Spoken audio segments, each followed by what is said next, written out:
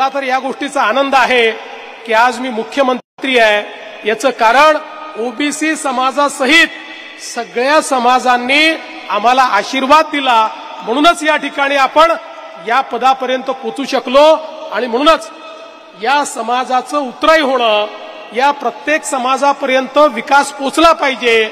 या ठिकाणी आमचा दलित समाज असो, आदिवासी समाज असो, ओबीसी समाज असो, मराठा समाज असो, धनगर समाज असो, सगळ्या समाजाचं कल्याण आपल्याला कसं करता येईल हा प्रयत्न आपला आहे। आणि म्हणूनच मला याही गोष्टीचा आनंद आहे की आपल्या ओबीसी समाजाचं राजकीय आरक्षण जे 2020 साली कोर्टाने काढून घेतलं, 2022 साली ते खंडित स्वरूपात आपल्याला प्राप्त झालं होतं, पण आपण त्याची लढाई सर्वोच्च न्यायालयात लढलो।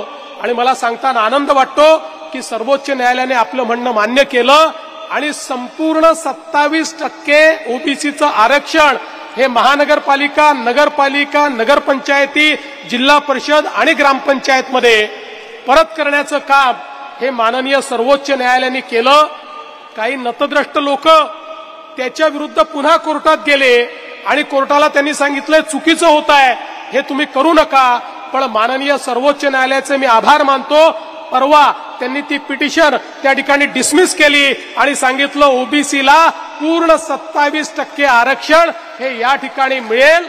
आणि मला असं वाटतं एक महत्वाचा निर्णय हा आपण या निमित्ताने करू शकलो।